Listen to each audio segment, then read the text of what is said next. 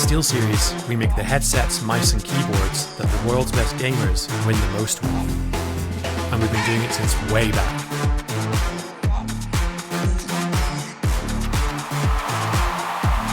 It's up to you how far you go, but whatever you do, go for glory.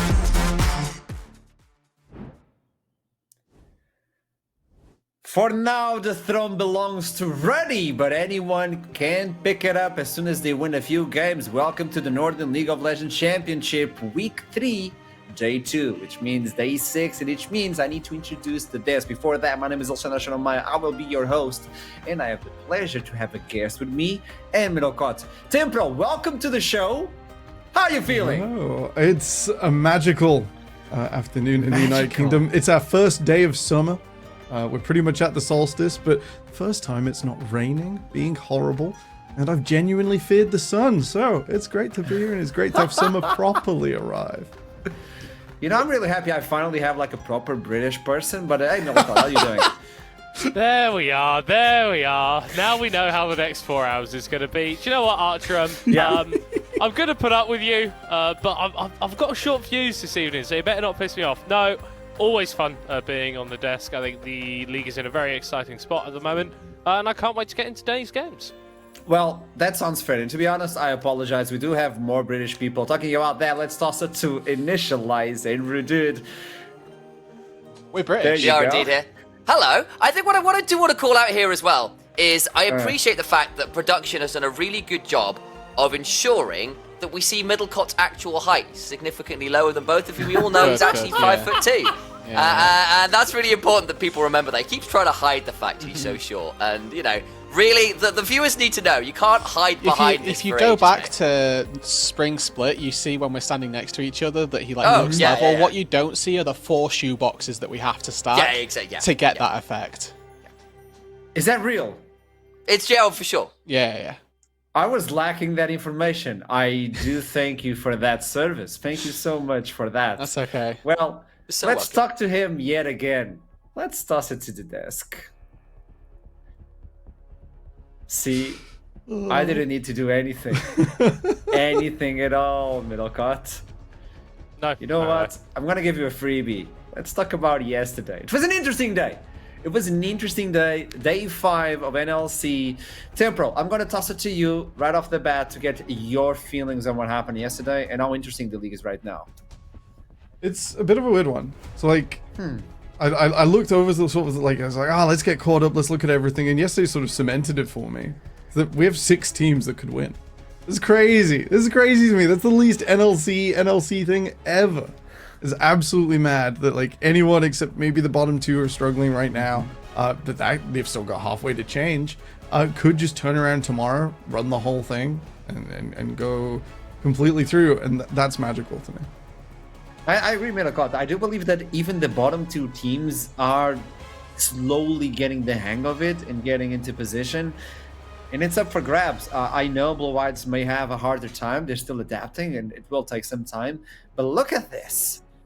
Yeah. Like, it's just absolutely lovely. And obviously those top 6, obviously we've only had 5 games, so still a little bit of stratification in there. And I feel like everyone who's watched the league does have an idea of sort of stronger teams out of that pack and maybe a few of the weaker teams. But absolutely, I think that Natives have got quality players on their roster, and whilst Blue Whites are still searching for that ever so elusive first win, I think we are starting to see more and more from this team as the weeks progress. I think that Custom coming in for the mid lane for them yesterday did a very, very good job, and that game up against Lightside was the closest that Blue Whites have come to winning. And with how explosive and how inventive this team can be, I'm sure that first win isn't too far on the horizon. I agree with that idea, and not only that, but let's take a peek at what's going to happen today, the games of today. Talking about Blue Whites, they will open up versus NORD. This will be a tough matchup for them, but let's see how they will be able to handle that. LLS versus Verdant, then followed up by Venom Crest, who are staying in first place, tied up with Ruddy, even though Ruddy have the advantage over them, versus Natives, and DMG versus Ruddy. In my opinion, I don't know if both of you agree, this is the game that you can't miss no matter what. DMG versus Ruddy, it's going to be a spicy one. Yeah, it's sort of 2 and 4 are like close rivals, And it matters so much for people playing games 1 and 3, even if they're not direct rivals, because if you lose a game there, you're not rivals anymore, and it's before the game's even started. And not only that, because you have the idea that they missed DMG, they missed a player in the previous week, and that obviously affected the standings, and now he's back and the team is clicking even better. So they could be on the top side of the bracket. Keep in mind that at the end of the splits, only the top 4 will move on into playoffs, and also the top 4 will get access to the EMEA Masters. With the new way they're working with the EMEA Masters, a lot of teams will jump throughout the entire Europe.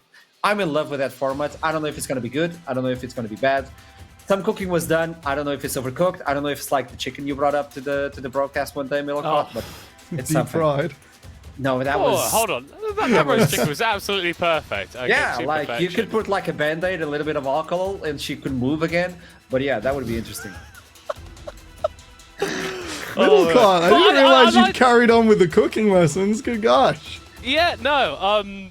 Let's not talk about the time that I tried to defrost burgers in the microwave, please. But no, and I think that format in particular makes it so much more exciting when we get towards the end of the split, because it's not just for a lot of our teams an opportunity to sneak into playoffs and then maybe just get eliminated at the first round. If you get 4th, compared to getting 5th, it's such a bigger opportunity for you as a team to not only go into the playoffs of the NLC, but also get to show yourself on the wider European stage. Yeah, I agree with that. Let's see what happens at the end of the split. But until we get there, you can also participate in the run. How so? Well, head on to Twitter to sign up for the Fantasy League. It's up for grabs for everyone. So if you know the league and if you want to take your own Fantasy League, sign up on Twitter. There you have all the information. And if you win by the end of the split, the top 3 will have some really good goodies. Buy Steel Seed. We're talking about a keyboard, a headset, this one for instance. Not this one, but a new one. The mouse will be Middlecott's mouse. I know you have to return it eventually. I hope you took care of it. Not the same as the previous one, right? It's fine. You would say it's a drastic improvement. There it is. That's the Middlecott mouse. Oh, before. that's shiny. Yeah, that's the before picture, by the way. Yeah, the after one is covered in duct tape after I've, like, I don't know, dropped it down a toilet or something. It's had many years of life. You're asking how? What I would respond to that with is by being very stupid. Okay, at least you're honest about it. You were talking about life expectations, Emperor. I don't think he had a lot of life. I think, like, getting into his house, it's more than enough. It's like the guy from Toy Story that tortured the toys. That's Middlecott's. Oh, no. I heard you shaking your head at least, so yeah, so you're fitting. I like the cosplay. I also like the idea that we need to bring up some names that we haven't brought up still, and that's really interesting. I was discussing with you both before we set up this pre-show on what we could talk, and I believe we came up with the topic of the surprise package. I know they took it away from Corky, but we brought it to the NLC to talk about not only a few players, but even teams that are either performing or maybe underperforming and understand wow. So if you want to make that fantasy league, keep attention to this one. Let's start with Bucci. We were talking about him on DMG, the idea that he came back and he's a monster. How big of a monster he is, and why is the champion pool so big? Oh, I mean, Bucci was really explosive coming onto the scene in spring. Was instantly sort of one of the top 3 top laners in the league, at least by my estimations, and that's really impressive for someone coming straight from Div 2. He hasn't slowed down in summer at all. He's on a new team here in DMG as opposed to Lightside, and I think as part of that roster, he's just become this incredible behemoth in the top lane. I mean, like, I don't like to refer to numbers too often, but that DPM for a top laner is absolutely insane, especially considering the champion pool that he's working with. He's not going for pure carries. He's going for a lot of these bruiser champions that have decent laning phases, then offer a lot in skirmishes. But I think the thing that really impresses me about Bucci is just his consistency. He's not the sort of player that is going to randomly in a game away from you. And I think part of DMG's rise and part of why we've been so impressed with them over the course of the summer has been a lot of their strong laners. We've got the bot lane, we've got the mid lane, and I think this man in the top lane, I think he's key above all others. Yeah, Temper, what is your thoughts about Bucci? I know if you're from the viewer point of view, so maybe we can get something interesting. You say that? I've cast Bucci many times before. Now it's on his promotion run. through the NLC ecosystem. And when it comes to top laners, you generally have immovable objects or unstoppable forces. Bucci is the immovable object, becomes the unstoppable force. The opponent can't even hold them still, and is just wins in the way we expect tier 1 mid laners, top laners rather, to win, where they pick up the gold difference, they pick up the CS, they apply the pressure, they're aware of where they need to play based on the rest of their team, and opportunities don't get missed. And that's definitely not to discount the rest of DMG, right? We saw there it's very much a whole roster performance, but I think that players like Bucci, like Skate-Rot and Namex in particular, have given this organization an air of quality, an air of composure, and just sheer carry potential that they haven't necessarily had in the past. I was a little bit worried looking at this roster coming into the start of the split about how well all these different pieces were actually going to be able to gel together. But when they're all online, when they're all there and they're not attending graduations or what have you, they look very, very scary. And I think that in our final matchup of the day up against Roddy, I think they've got a very, very good shot at taking them down.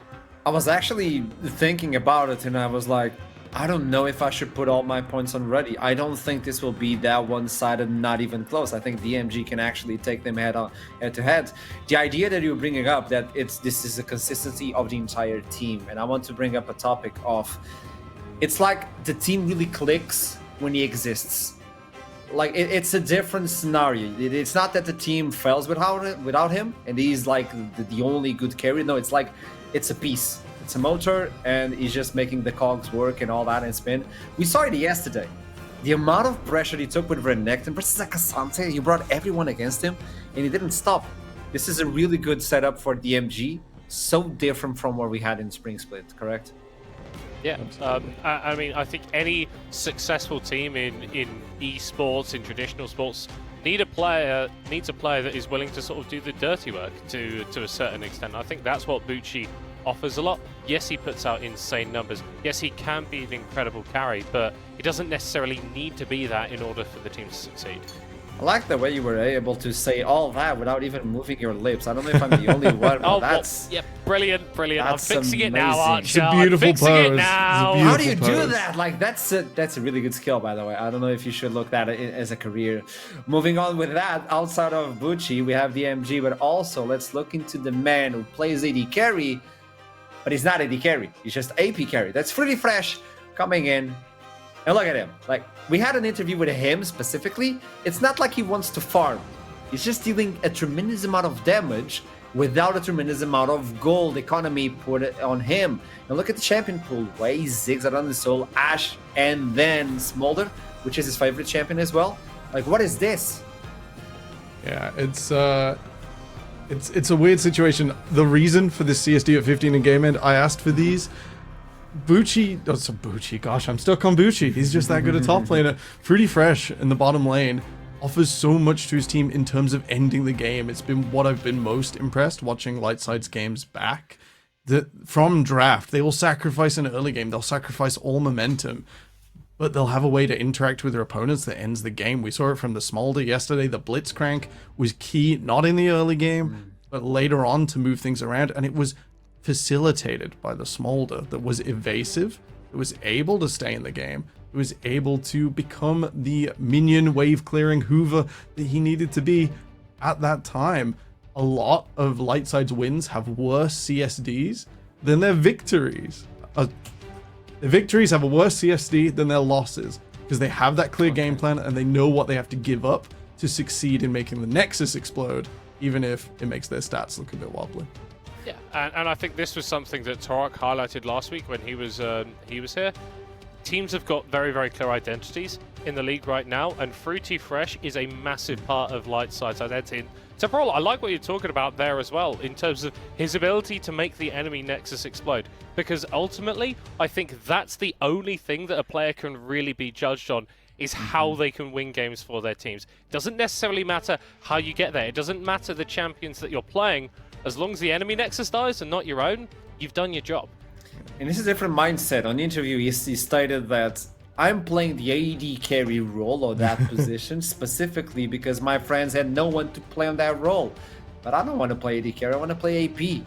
I actually asked him, like, why don't you play mid? He's like, I don't like mids. I like to play AP on the bot. Like, that's me. That's why we have Sumi, which is another one that I would like to highlight, like an honorable mention.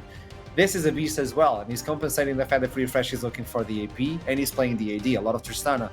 And I think Lightside have an amazing team. They took some time to get on the standings, but I think this is a team to contest. Oh yeah, absolutely. I think Elijah as well. I think recently has been impressing a lot more. But I think that Sumi works so well in tandem with 3-2 Fresh, like you're talking about in terms of the different draft strategies that Lightside are able to pull out. So often the issue that you can have with someone who plays Mage's bot lane is that you kind of end up a little bit pigeonholed in what your mid laner is actually able to play, because you end up with some strange damage profiles.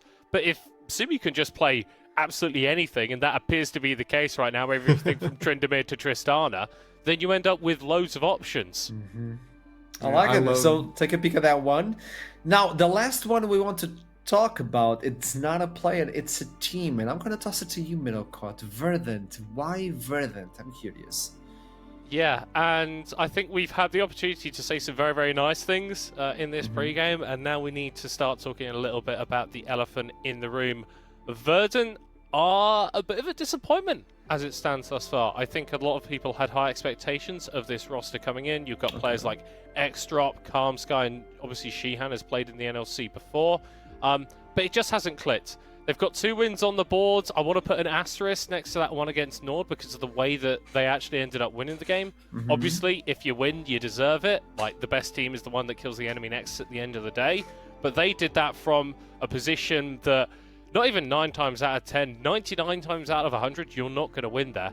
And it's just not working together. I think that X-Drop has had a lot of onus on him to be the carry, and he's been putting up some excellent performances, but it's not quite been enough. That's why I really like the swap that they've done with E-Roll coming into the mid lane, because he is a tried and tested, proven carry player in the NLC, and hopefully for Verdant, him alongside Drop, who's been doing these excellent performances, can start getting them back to winning ways.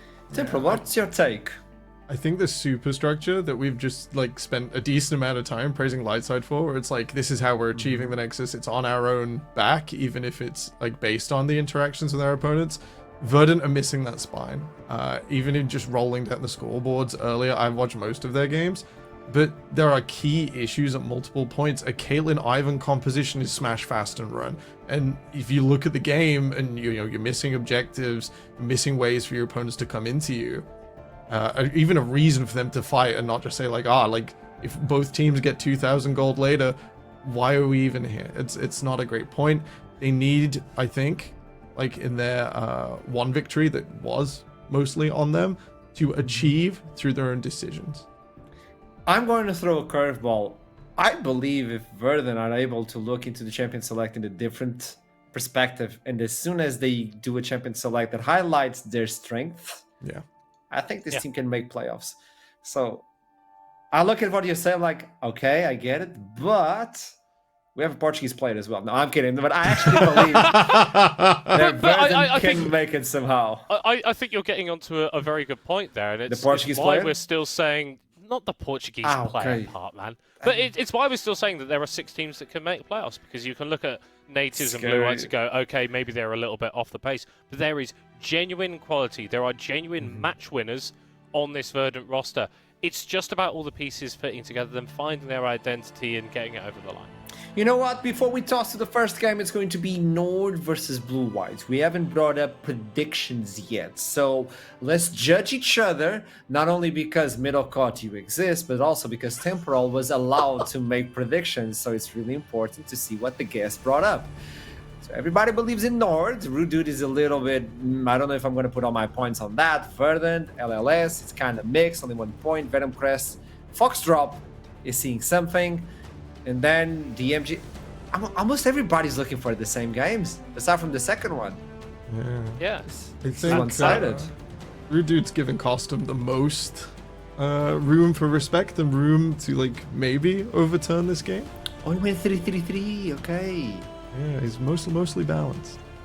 So, you know the drill, don't you, Temporal? If you don't make all 4 guesses correct, you are kicked from the broadcast. No!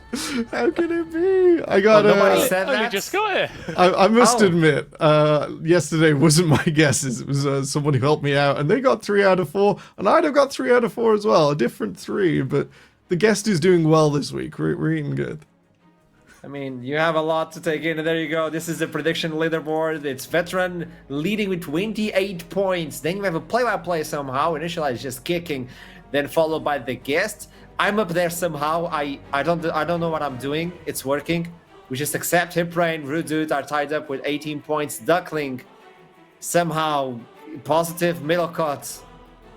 And then Foxtrot with 4 points. Like, but he's risking it all.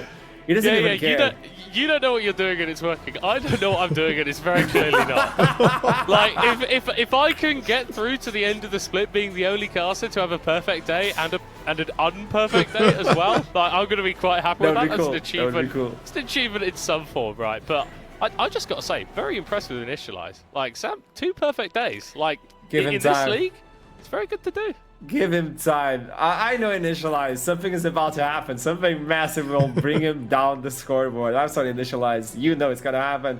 Now, we know it's going to be NORD versus Blue-White. And on paper, it should be an impossible game for Blue-White. But we've seen NORD fumble a little bit as well.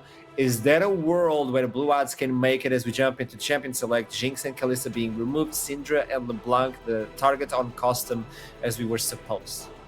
Well, I want to start off by saying yes. It's good to see the custom back here for Blue Whites, and I think, again, very, very strong performance from him yesterday. And if Blue Whites are able to transition through the mid game a little bit more efficiently, have a composition which enables them to do that, I think they do absolutely have a chance against NORD. But it's very, very difficult to argue, again, with the sheer quality that NORD have on their roster, despite the fact they have had a couple of games now where they've maybe not been quite as clean. Do you like the Rumble takeaway? I'm not sure about focusing AD carry bans when you have an excellent Varus on the team, and Lethality Varus is in such great shape at the moment. It's we'll see where Blue Whites were going with this later on. Maybe they've pigeoned themselves into something else. That's the thing. You're allowing Hunt to take the Tristana, so. Yeah, I think taking away Rumble is fine.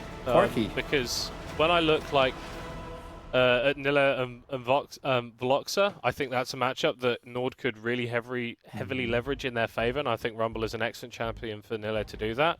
I like this, all right, for Blue Whites. Like, the Corki went unpicked, went unbanned. Are you just going to pick it up? The champion is absolutely busted at the moment. And I'm excited to see Jonas on a playmaker as well, assuming this Maokai is going into the jungle, because he has been the bright star for me for Blue Whites throughout their run. I think he's really, really good at getting into these ganks, permanently being on the map. And it doesn't matter how good, quote-unquote, you are, if you're 7-0 and your opponent's 0-3. It really, really doesn't. I'm going to say it out loud because Talia has made it through the entire Champion Select. Yeah, just making sure. You have Tristana, you have Sejuani. You could get the Corki and Talia on the same round of picks. It would be interesting because now you have to put the Corki on the bot side. And I don't know how good of a matchup that Tristana versus Talia is, but look at the amount of dashes or movement you have that you could deny. It's not going to be picked. I like the Brawl lock in to a degree. We're shutting down Nautilus. We're making Sejuani's approach really hard. What I want to see NORD ban out and Blue White's index towards is we've seen so many creative answers to Tristana just yesterday. We saw Zeds. We've seen Tryndamere of all things. This league seems great at empowering their mid laners to do crazy things and overpower. I think Tristana is the biggest victim. That might be the biggest thing in global league meta. I want to see an ERL like smash performance against it. I like that we're sort of talking about empowering mid laners, because I think that Blue Whites do have the capacity to do that. I think Egetz has been, let's say, high variance in some of his plays, but something that you could never say about him is he's passive. This guy's constantly going forward, he's constantly looking for engages, and again, you only need a couple of those to turn out in your favor for the game to all of a sudden start snowballing out of your control. What we've sort of said about NORD for the longest time, ever since they've been in this league, is that they are quite a patient team. They can be quite a slow team that isn't necessarily willing to pull the trigger at every single opportunity. When you've got a player like Romeo on the Nautilus, I think that's mitigated somewhat, but that's definitely something that is going to be in the back of the minds of Blue Whites, is that this is one of the slower teams. If we get ahead, we can stay there.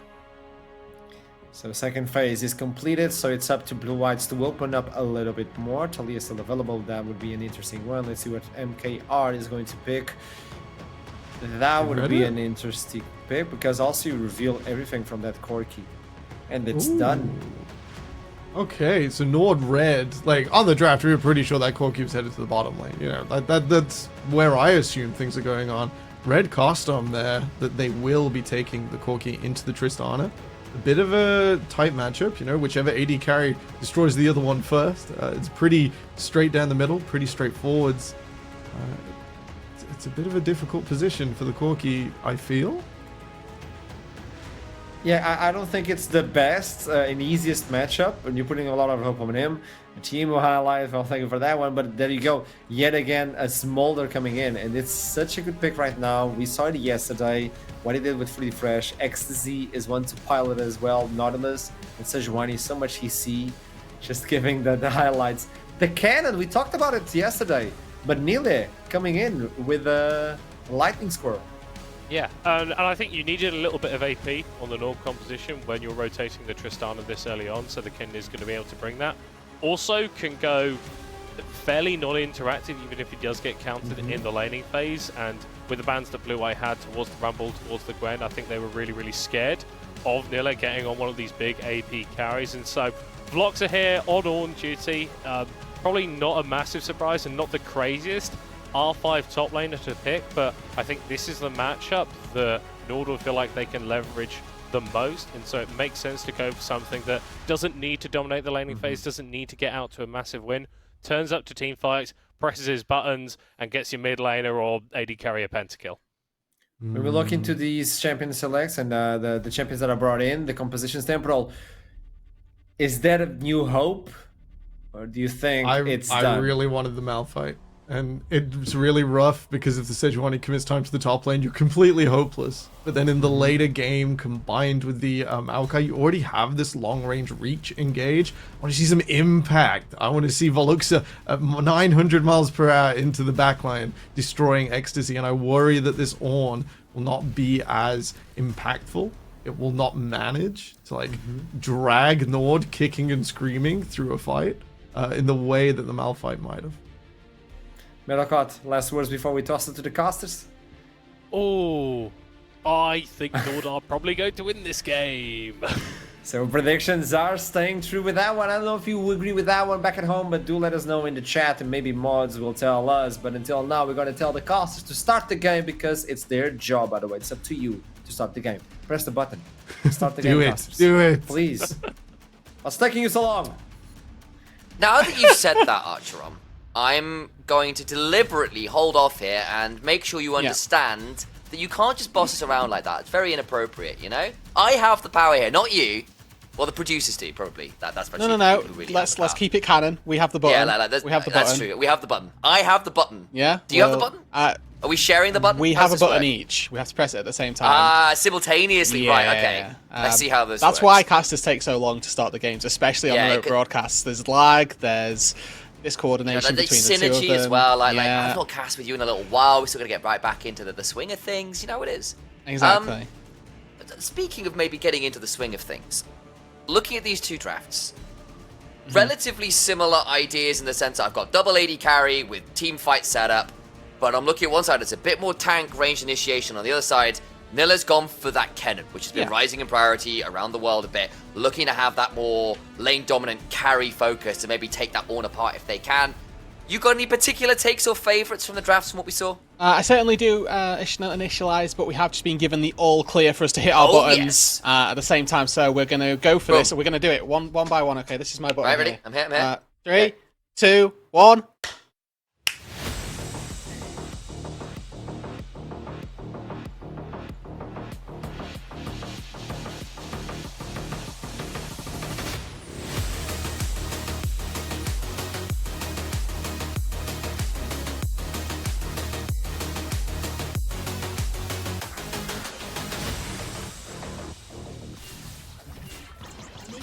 Well, already we're on the rift, and already we've gotten some visual representations of the violence that will be occurring as the game goes on. A Bella's breath start for Veluxa. And Hunt and Romeo are just around mid lane where Costum has already taken half their HP, courtesy of Hunt. And of course, with the fact the minions are here, that's just the pot gone already. Yeah, so a really nice start to the laning phase for Hunt at the very least. And if we're looking back at yesterday and looking at an area of the map that Blue Whites could potentially have an advantage from, it is actually going to revolve more around this mid lane than maybe teams had anticipated. Costum yesterday on the LeBlanc actually doing very well, really being a shining point for this Blue Whites team. And as for Hunt, yesterday had a Yone game which doesn't really stand out in the memory as being particularly impressive. So maybe if those trends continue, Blue Whites have an avenue to try and play through. Yeah, well, that's a fairly good start down here. Already the barrier gone, and Smolder, normally a little bit of a later game scaling champion, and Braum into Nautilus should be favouring the Braum, but that's a great trade there at level 1 from Nord. Yeah, I mean, you can't really complain about that. Barrier burned very early on. That's a cooldown expended, and already MKR looking to channel his base. If there's a recall to come through for Ecstasy as well after this 3-wave crash, that is going to be a very, very nice lead just in the early stages for the Smolder. And as you can see, looking at the items as well, a little bit of disrespect from MKR, opting into the Cull early on, maybe just anticipating that this lane was going to be a little easier than it would appear to have been. So we'll have to wait and see whether or not that gets continually punished, or whether he's able to stabilize and finish off that Cull fairly soon. It'll be the ideal state, of course, but down at 2 CS already is a rough state of affairs. And Blue Whites in general, 0-5. It has been a rough debut into the NLC, obviously coming up under slightly unusual circumstances on very short notice. And I think it's just been a really tough learning curve. And already we're seeing an invade on in here. Jonas going to get rooted up, and I think he's going to have to flash on out. Romeo already beginning to flex a little bit here. Of course, with the Hex Flash, kind of a better option anyway for the Nautilus, as violence keep commences. going, keep it going. Yeah, it just never ends. He gets a fairly decent proc on him, but it's a huge W across from the Smolder, who just sneezes over everyone. Her last order might do it in, but the slow from the Bramble Smash buys a bit of time, and Hunt did get the earlier roam. So the whole of Blue Whites just have to recall. Ecstasy's going to stop him. Oh no, he's going to get them all. Nearly gets the kill. Flash over, and he's straight out. Ecstasy gets first blood. Nord, what an inspired early game. Moving into the jungle, bullying Jonas off camps, flashed force from all 3 members involved in that play for the Blue Whites roster, and now Costum in the mid lane also under pressure. Jump on forwards, the bomb's on him, flash Arctic Assault and a kill in the mid lane as well. Nord can do no wrong right now. Solid early game. Alex working in tandem with the lanes to make sure that they're finding advantages, not just bot lane, but mid lane as well now. Costum, you could argue, being a little greedy there, saving the flash, saving the Valkyrie if it was available. Either way, gets taken out by the flash Q from Alex, and a nice little pickup once again in this mid lane. Hunt now finding that Vampiric Scepter is going to feel very safe in the mid lane. Towards the top lane we go. This time the Valkyrie's in time, but already Costum chunked pretty low. And with the Vamp Scepter on Hunt, that damage is going to stick a lot less than it might in another scenario. Yeah, and obviously the healing coming through is going to, as you say, right, it's going to help out no end. But spotted on a ward. I don't know if Costum can do anything about this. Romeo just walks on over, hits Ignite, gets the hook afterwards, walks on out, will die, but it doesn't matter in some ways because, again, you lose the whole wave. A 1-for-1 is very acceptable here. Yeah, so Costum has just TP'd back into the mid lane, has already died. He lost 3 minions under the turret from that dive. He's going to lose another 6 on the next wave as well. Might be able to pick up a few of them, in fairness, as Valkyrie's out of the base. We'll have to see whether or not Aegis is actually going to be able to hold that wave out of the turrets. If they can, then it might not be as bad an issue as we'd have initially first thought. And down on this bot side now, another scrap between these 2 ADCs. And even if Ecstasy isn't finding lethal damage, all of these spells landing onto the Aphelios are more stacks for the Smolder, getting to that crucial 225, that execute threshold, even sooner. Look at the experience differential. That's a level 5 versus a level 3. I think MKR should hit 4 off this wave, but he needs to get there first. Just about gets a hold of that, and Romeo finally returns back to lane alongside he gets. But roaming support should be no surprise, and it just funnels more experience into Ecstasy, who got first blood. So this Smolder off to the races very early on. Jonas is down here, so maybe can shield off anything untoward that Nord might like to try and pull. But Romeo will spot out that the Maokai's on the Gromp and should make sure that Ecstasy doesn't go too aggressive down in this bot lane. An important frame of reference as well, the fact that Ecstasy didn't start with this Cull and is already closer to finishing it than MKR is. I mean, they're just about even now, but now Costum in trouble as well, the ulti. Unfortunately, a little bit of a whiff there from Hunt. quite having the damage to deal Customs lethal. But you can see, obviously, with Ecstasy doing very well down on this bot side, we got to see from Fruity Fresh yesterday quite what a Smolder can do when he's left to scale. Lord knows what a Smolder can do when they're fed to the, high nines. I was saying, they're not being left anyway. They've gone hunting for those kills. I've never seen a Smolder so aggro in my life. It has been certainly a play down here, but all the while we come back as MKR and he gets really struggling to get access to the wave at all. And again, you're looking this out and like, Aphelios, Braum should be a pretty scary combination with the right weapons, and it's just not happened so far. No, you're thinking, especially when you look at the matchups, right? You have the counter-picking support role where you get supposed to be able to punish the Nautilus whenever they hop in with the hook. You can put the Unbreakable up, means the enemy AD isn't supposed to be able to trade too effectively off of the hook, and then you can find the stun onto the support as well. That just really hasn't come to fruition at all in this early game, and Everomeo's going to get stunned up here, but you can see that the damage taken is minimal at best. Unfortunately so, and then the damage that has been taken by Blue Whites is kind of in the CS numbers. That's a 30 CS lead in top, a 15-odd CS lead in jungle, 20 in mid, 20 in bot, maybe more like 30 in bot. That is really, really huge. We've not even hit 8 minutes. First Grubs have only been on the Rift for about 2. No, and I mean, as we're looking later into this game, if we theorize about the scaling for it, want to take a look at how well Smolder scales, look no further than probably the entirety of the last split. He got either picked or banned for the most part of it once he was released and enabled on live. Tristana, a solid hyper carry through your late game, and Kennen in tandem with the Nautilus Sejuani are going to be not just a great frontline for buying space, but also one for dealing damage. Nilla's going to be full AP. If he gets access to MKR, Barry's not going to save him. No, not very easily, that's for sure.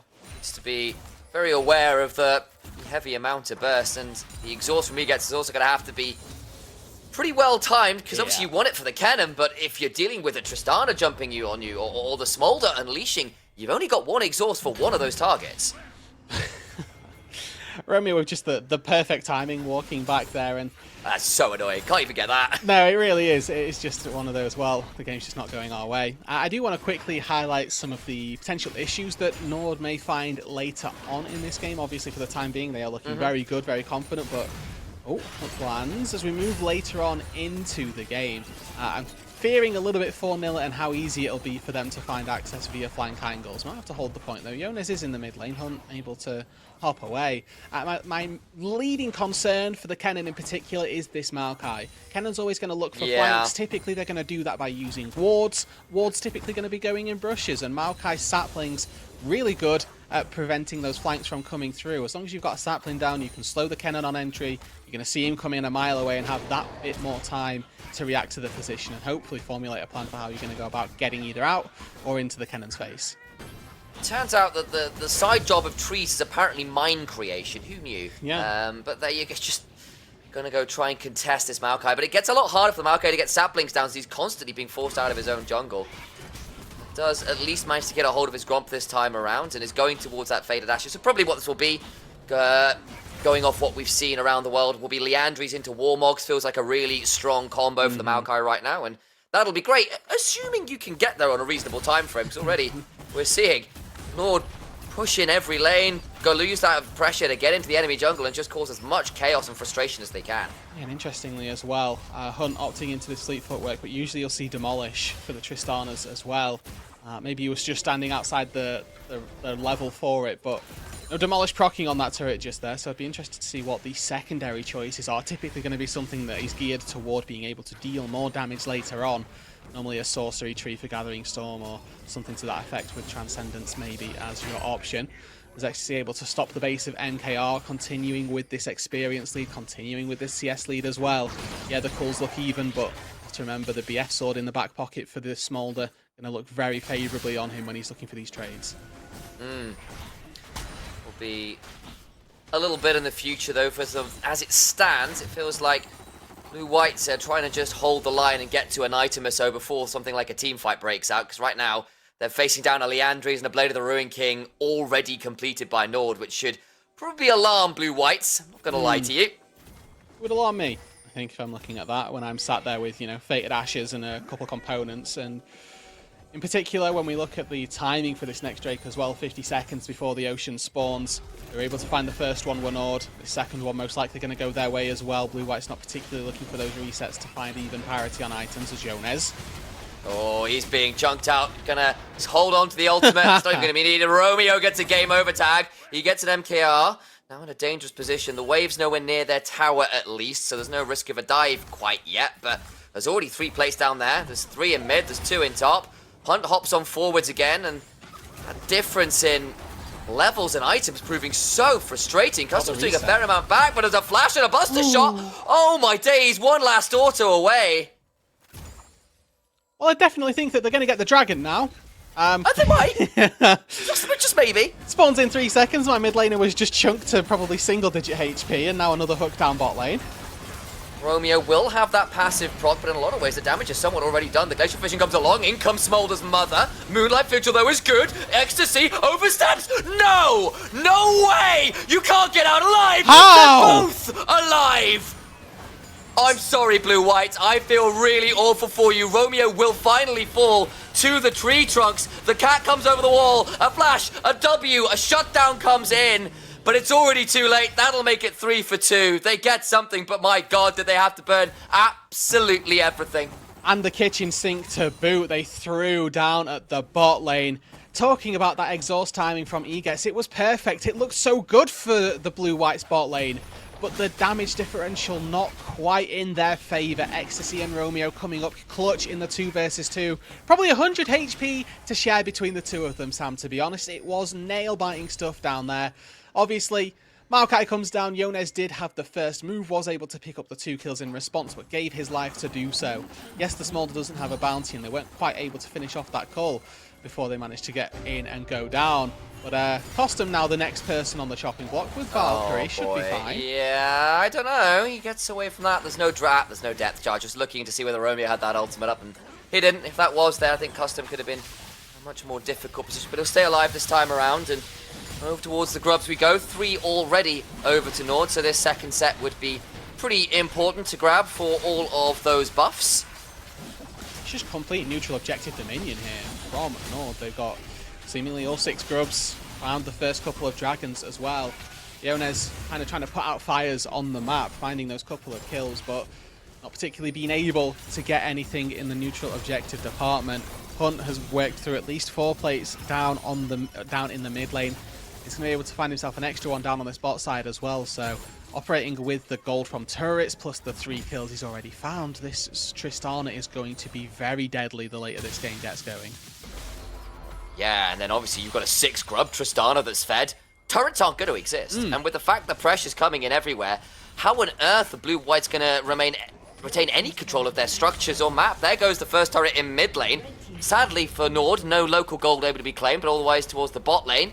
Hunt gets that one, and the gold lead continues to balloon. 6,000 now is the lead for NORD. And just quietly as well, we haven't particularly had a chance to touch on top lane, but a nice 40 CS lead for Nilla as well, in case that wasn't enough, that they were losing in mid lane. Blue-Whites were losing in bot lane as well. You've also got this topside matchup that looks to be going very detrimentally as well.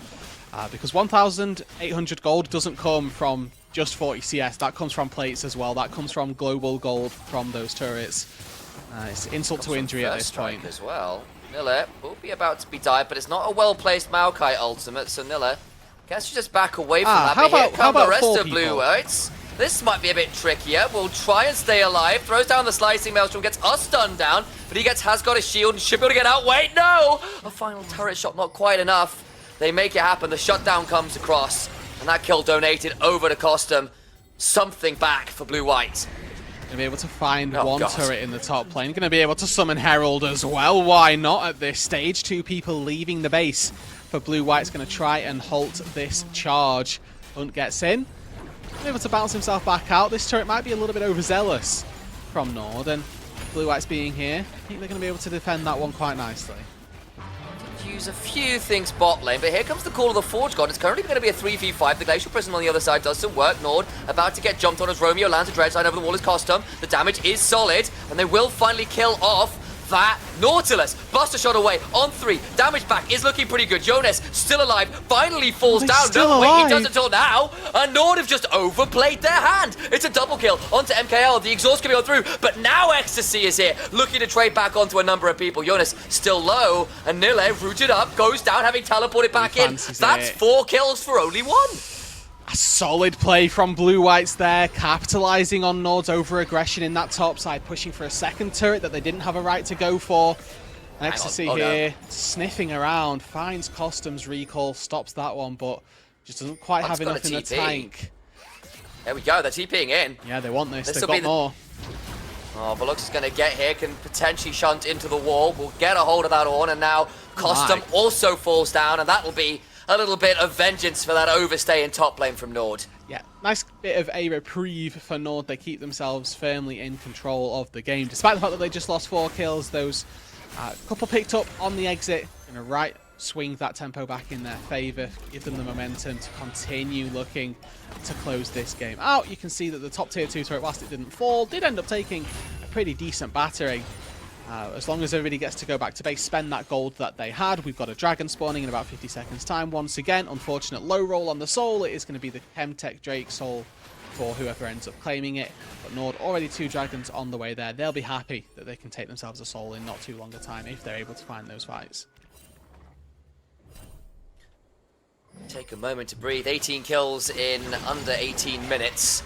Alongside all the neutral objectives, it was looking decidedly NORD favoured. It still strictly is, but what was an insurmountable gold lead is suddenly just a very large one after a lot of shutdowns went on to some pretty key members. I'll note the 2 kills on MKR, 4 kills in total for Costum. At least gives something back from what was a very tricky early game.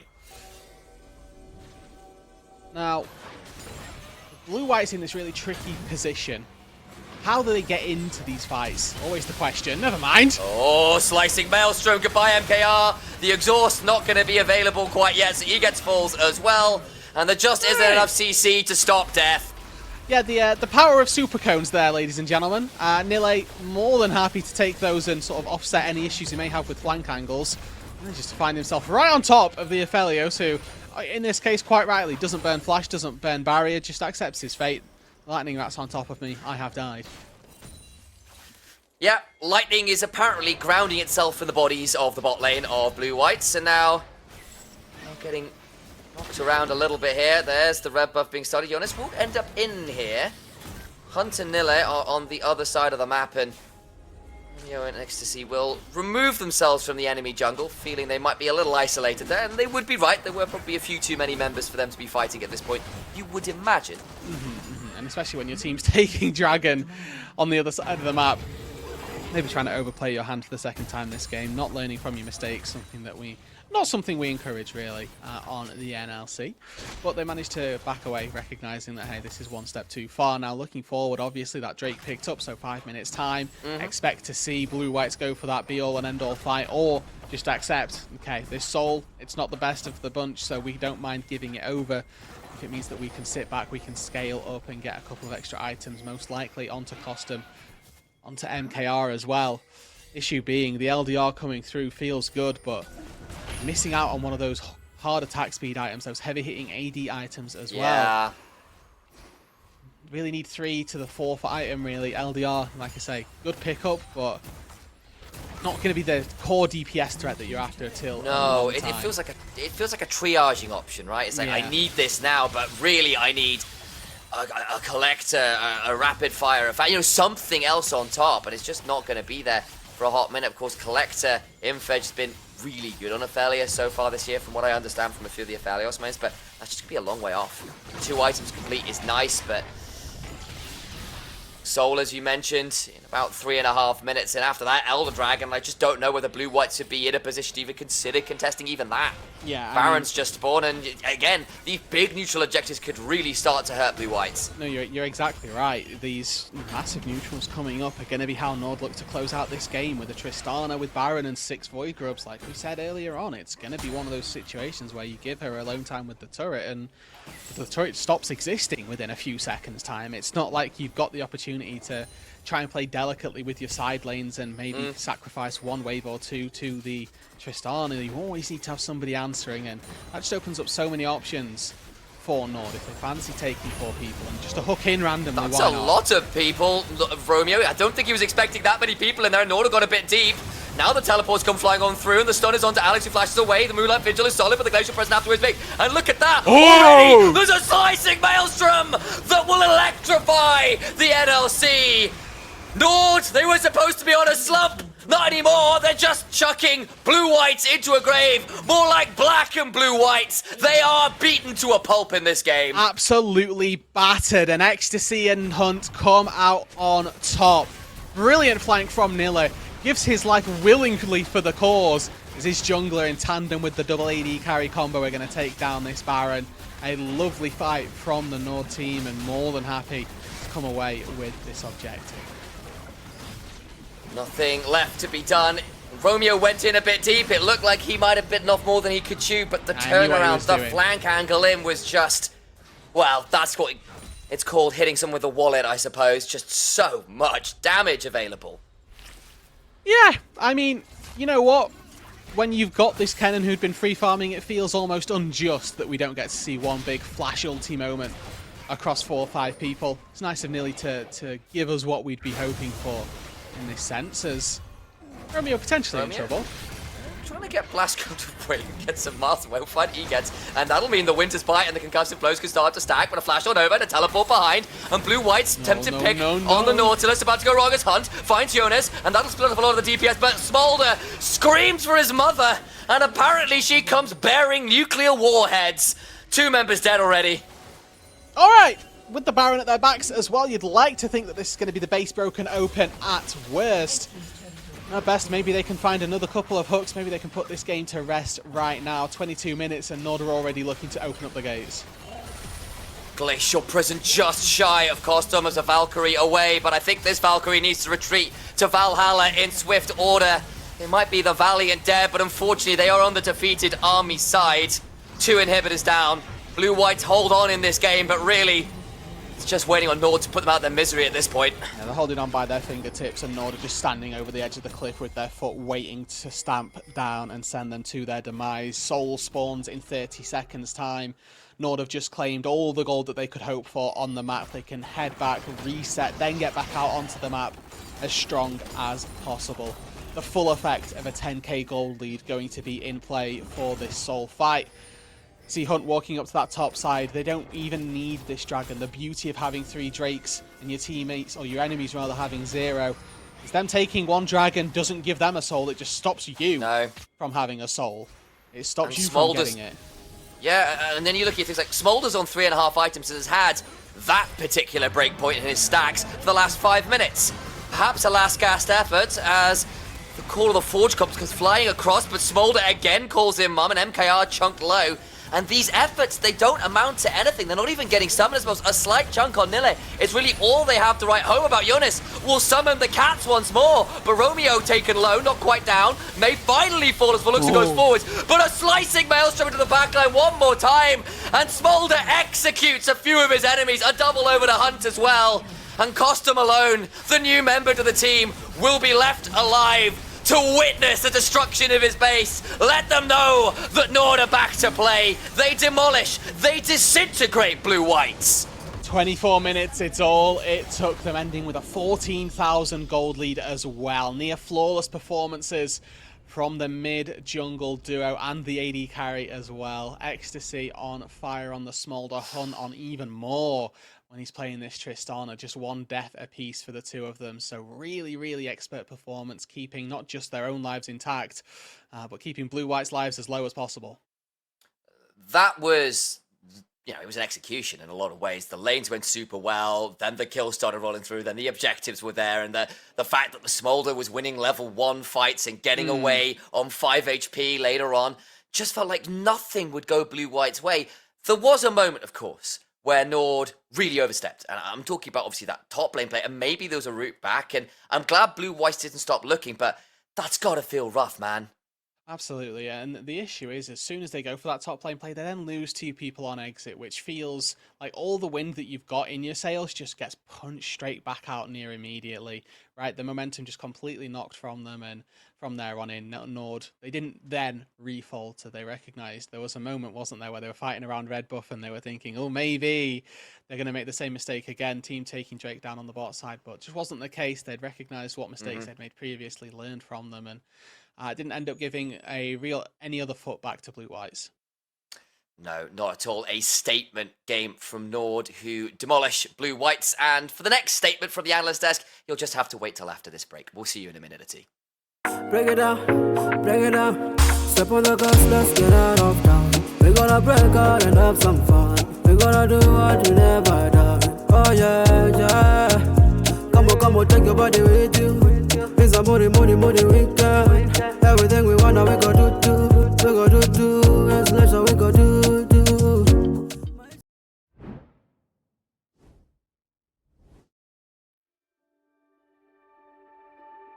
This is NLC News. I'm Jack Middlecott Davis, and this is your NLC update.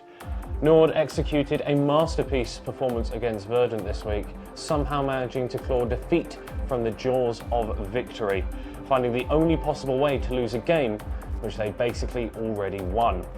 Verdant would come out later and say that they had it in the bag the whole time trust. However, questions are now being asked by NORD management. Questions like, maybe we should stop drafting Jinx, Maokai and Azir every single game.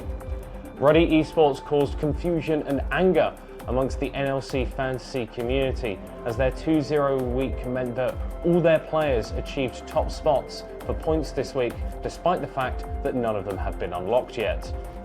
In education news, DMG were without their star top laner Bucci for their game up against Venomcrest due to the Swede attending his graduation. He is quoted as saying, "It's an unfortunate situation, but sometimes in life you have to prioritise. I've had fun in kindergarten, but I can't wait to start going to big boy school next year." It's game day 4 of Sumi and Fruity Fresh from Lightside's strike against playing normal champions. As of yet, their demands are unclear. However, Sumi has been able